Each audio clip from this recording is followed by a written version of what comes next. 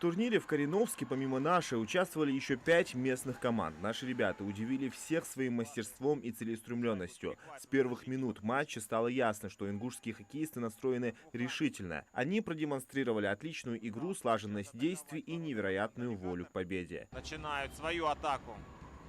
Дидигов. И отправляет шайбу в ворота команды «Аллигатор».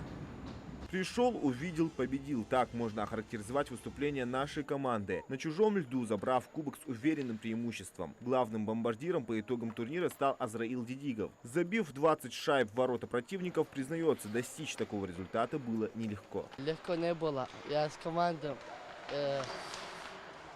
работал, и они пасовали, я забивал гол.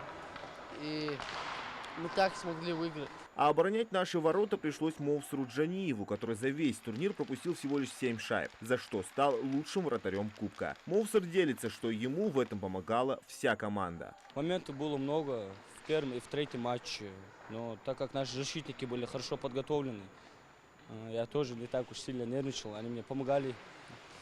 Мы их прессинговали, все было хорошо, все нормально. Турнир проходил 2 дня, 30 ноября и 1 декабря. Команды встречались на льду с каждым соперником по 2 раза. В финальной битве РС встретились с хозяевами арены – Аллигатором из Кореновска. Тренер команды отметил, что этот успех стал результатом упорных тренировок и сплоченности коллектива. Эти ребята не только талантливые, но и очень трудолюбивые. Они доказали, что могут конкурировать на высоком уровне. Первый выезд удачный для нас. Сейчас у нас в конце месяца еще намечается пару выездов. Как бы есть приглашение, организатор тот же, но команда уже будет посильнее.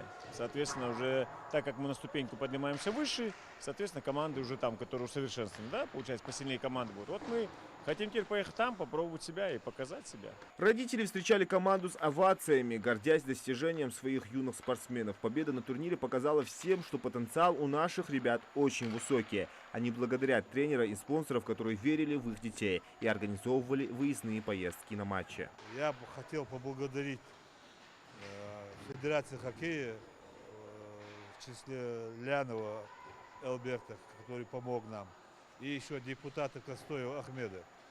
Здесь у нас в команде играет по 2 человека с семьи выезжает, потому что им накладно как-то с деньгами накладно отправлять.